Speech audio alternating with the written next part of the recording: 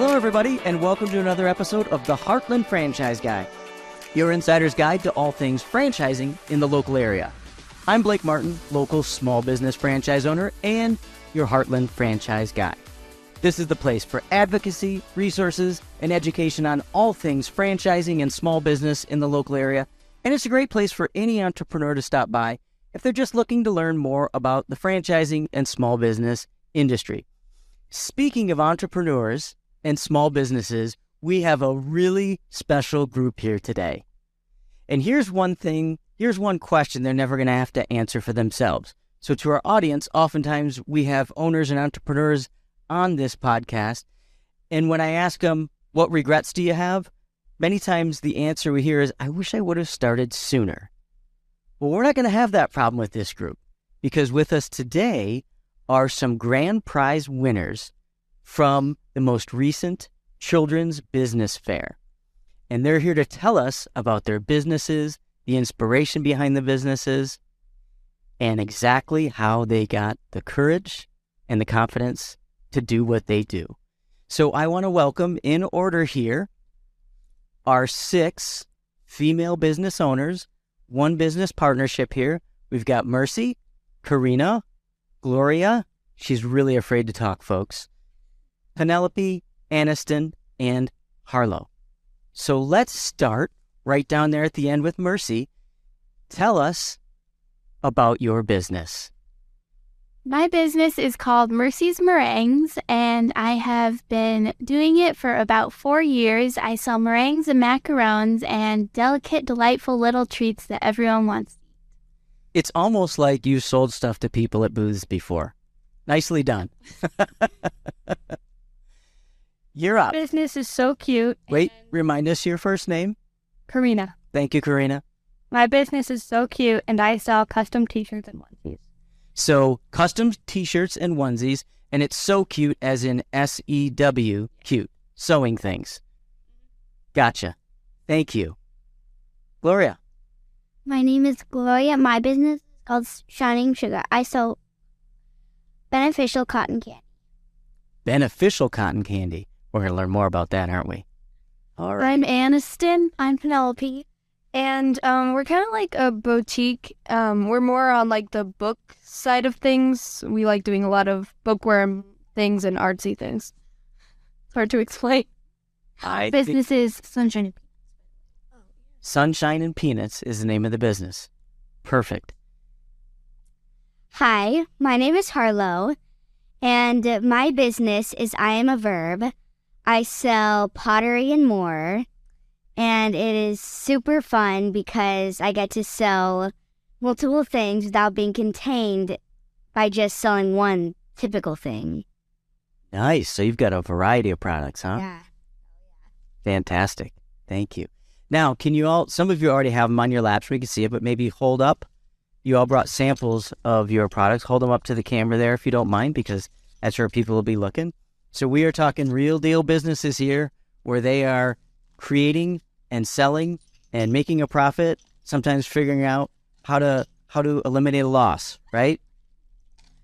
So we're going to talk a little bit about the Children's Business Fair, but before we get there, we've seen all these great products. We've heard your business overview. Would somebody like to share with me what was the spark or the initial inspiration that made you want to start this business that you're now running? Please. So, my mom teaches a pottery class just before the business fair, and I really loved that because it was super fun to create different things out of clay, and I love creating things, and I just didn't want to be contained in what I could do, like if it was Harlow's pottery or something like that. I wanted to be able to do a ton of things with my booth because I love creating things. That's fantastic. Thank you. Do you have a favorite item that you've created over the years? My typical favorite, I think, is the pinch pots. They are hard to make because there's a lot of steps, but they're super cute when they get finished, and they're also pretty fun to make. So. Yeah. Hard to choose from, huh? Yeah. But obviously you're doing something you enjoy doing. Yeah. Doesn't hurt to make a little spending money on the side, right? Would anybody else like to share what the spark was, the initial idea?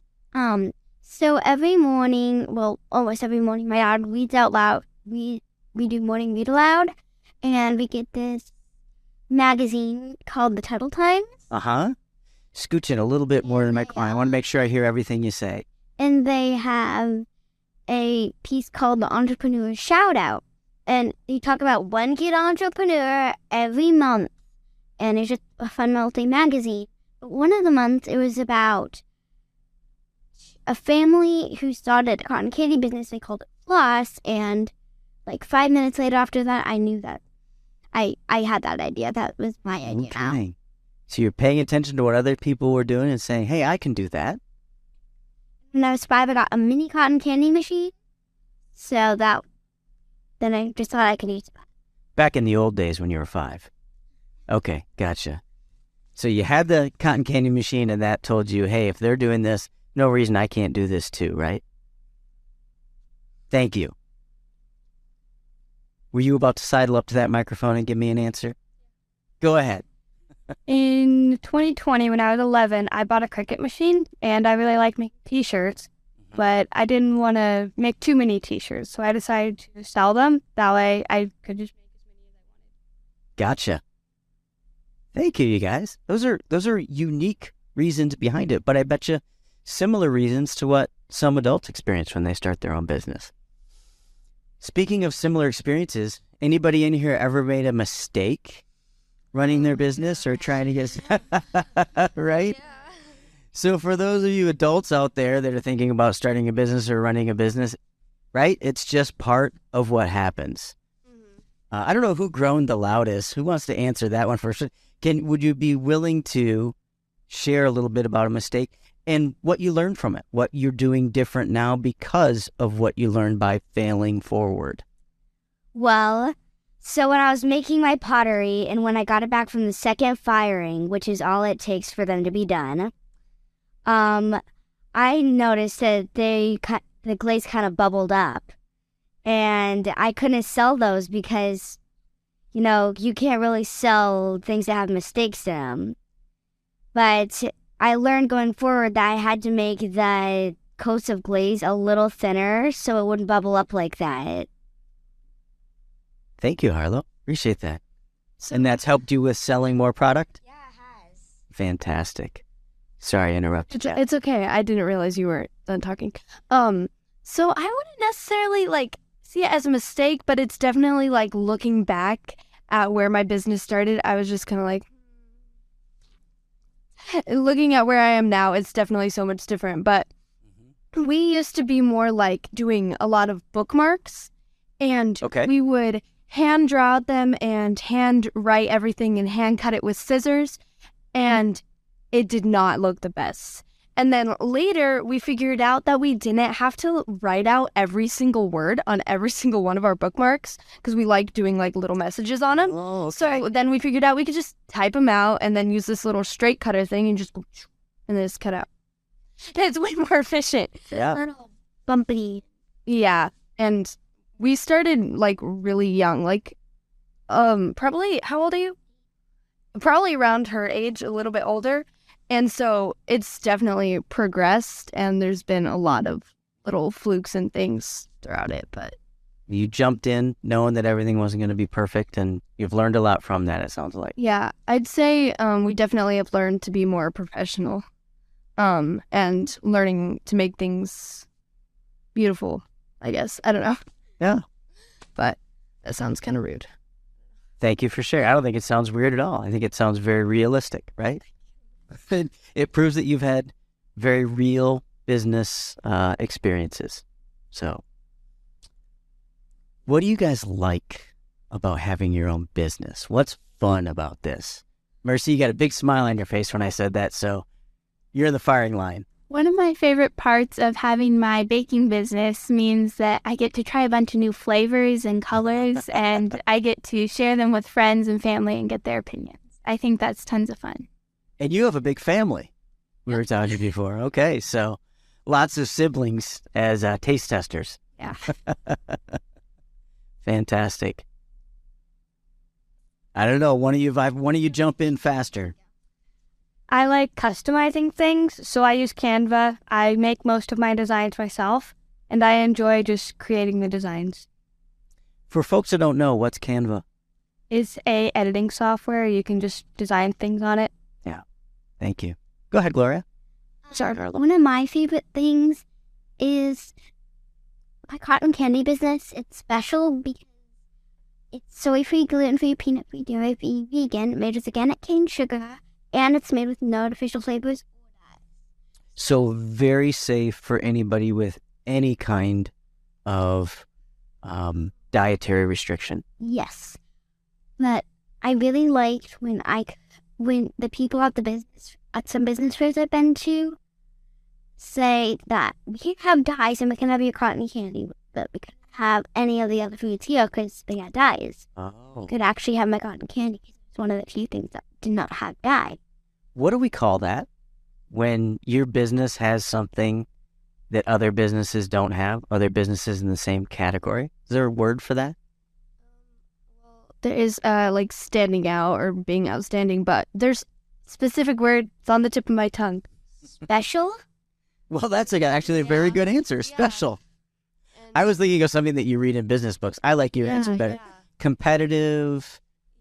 Differentiation? Differentiation? Nailed it. Pronunciation on point. This is not a test. This is just a conversation. Good to know. Yeah. That's my mind. Anybody else want to share what they really like about being a business owner? Harlow. Well, I love creating things. Like, I just love to create all sorts of different things, whether it's using paint or markers or pens or pencils or clay in my case. You know, whatever it is, it's just super fun for me to make it and also sell it. So it's just fun. Yeah. Yeah. So Penelope, you also need to talk, by the way, because it's our business. You guys sound like a couple of business owners. Yeah, and we're also sisters, so it's a fun experience. So I am huge on art stuff, and I only have one card with me, but I like using Procreate, which is an online, it's an app that I have on my iPad Pro, which is what I use for drawing, and I love using it because it's like an artist's dream. There's every single brush, color, everything, and then it doesn't smudge. I can reprint it, and it's really enjoyable to use, and it's easy. And then this new idea that we recently had is these mystery books. And I love just putting all these stickers on here. And I am a bookworm, so I love... Is that true, Penelope? She's a bookworm? Okay. Both are. I love getting all these books, and then I get book recommendations out of it as well, while I'm also... what's the word? Encouraging people to read. And it's just a fun way to do it. Because we don't only sell books. We also like fake bracelets and other stuff. Mm-hmm. But the bracelets are especially fun because you get to like do your own patterns with the beads, and you get to like put charms on them, and they're just like a lot of fun because you can like write little words with the letters and stuff, and I don't know, you can just encourage people with it. Like, I don't know, like I love you, or like I have a good day. Like you can just like, they're fun. Create your own message. Fantastic. By the way, Penelope, every business needs an operations person and a marketing person. So if one of the business partners is more comfortable talking, there's nothing wrong with that, right? Yes. Yeah, I love you. I love you. I love you. I'm sorry. I just want to make sure I'm not like stealing the spotlight because I feel bad doing that, but it's very kind of you. Speaking of the spotlight, so I mentioned at the beginning, all of you were grand prize winners. We have 5 businesses here that won grand prizes amongst over 100 different businesses, many of them kids that have been doing this for several years in a row. So if you remember off the top of your head, would each of you mind sharing? We can just go right on the line here. There's different grand prizes, right, in different age groups. So share with us what the grand prize was that you won. What was the name of it, if you remember? And if you don't, that's fine. Mine was Strategic Professional. Oh, okay. That makes sense. There's I like passionate overcomer. Yeah, Passionate overcomer. Gotcha. I Gloria? got the innovative problem solver. Oh, I thought for sure you were going to say the most. Nice, you brought it. Thank you. Put that right out there in front of the microphone, if you would, please. Thank you. This is what the awards look like for the Children's Business Fair. Mine was also strategic professional. Oh, was it really? Okay. Fantastic. And how about you, Mercy? Remember the name of the one that We'll just say it was best t-shirt. my T-shirt was actually made by her. You're kidding. Nope. So you're a B2B play, not just a B2C, business to business. Fantastic. You know, usually if you're making products for other businesses, you can mark up the margin a little bit higher and make more profit off of your fellow business. They're also friends. So. Oh, okay. Yeah. Well, that's a great way to collaborate on business ownership, right? Good for you. I have a question, because this is a question that's going to be in the mind of every adult and kid as well, I would guess, that is watching this episode down the road. And that is, what or who gave you the courage to do this? I mean, hearing the six of you talk, it sounds kind of natural to you now, right? None of you have just started a business. But to people who are listening to you, they're probably saying, holy cow. Like, what gave you the courage, or who gave you the courage to actually go out there and do your own business and start making failing publicly? That's what happens, right? You make mistakes out in the public. What was it that gave you the courage to move forward and actually do this?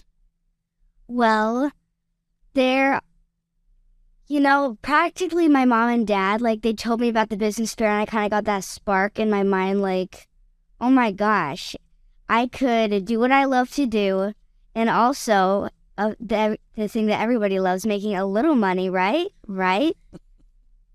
But it was just, when my mom and dad told me that, it just kind of put a spark in my mind, like, I want to do this. I want to do that. And you guys have to cover all your own costs, right? If you don't sell stuff, you lose money. Yeah. Yeah.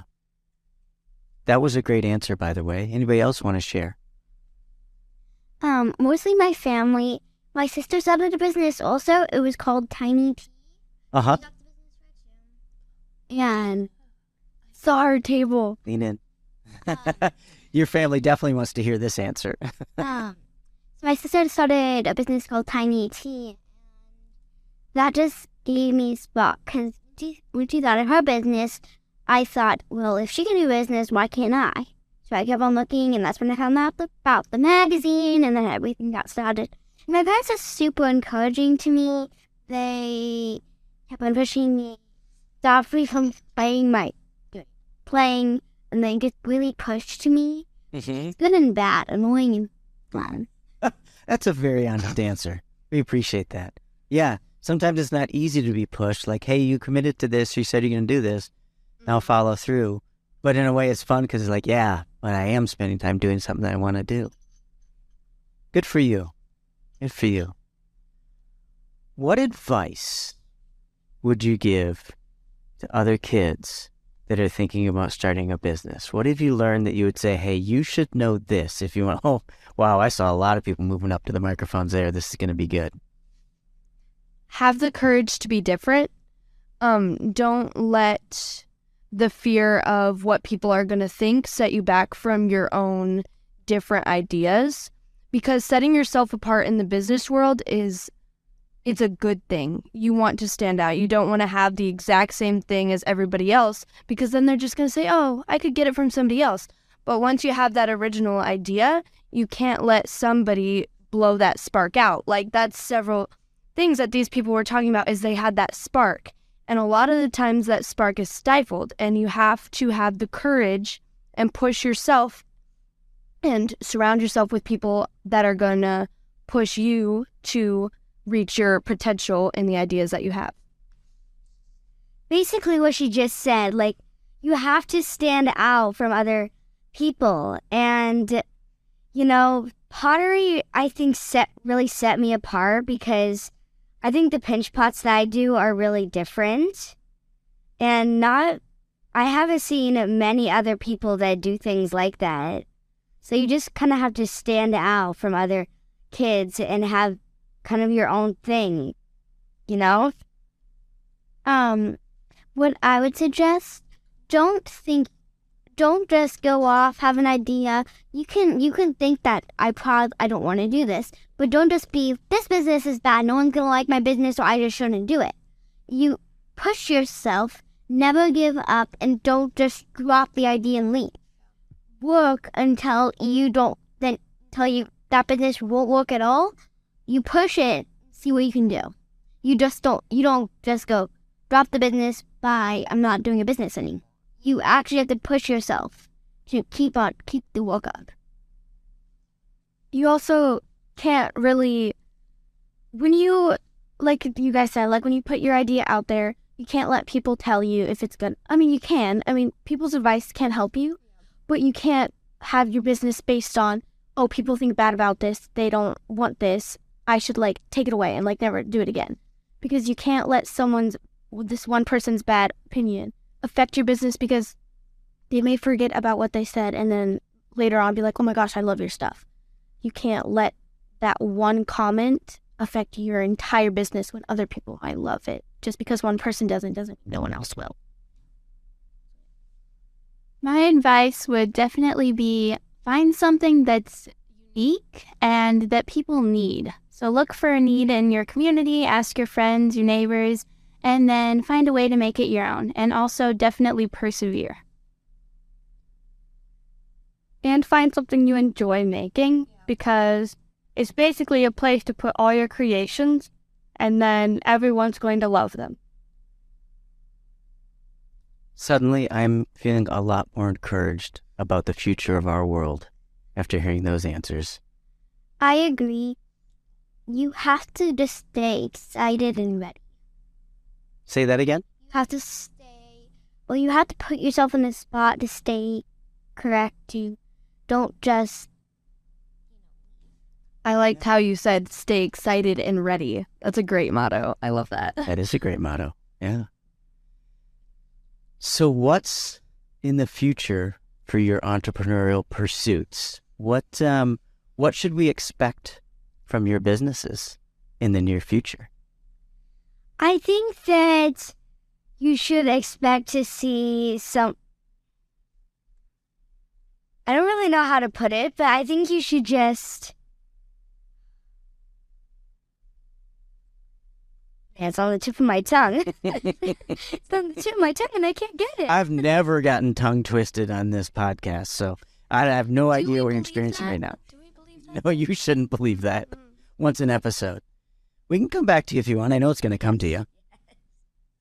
So what should we expect to see in the future of your businesses or your own entrepreneurial pursuits, Gloria?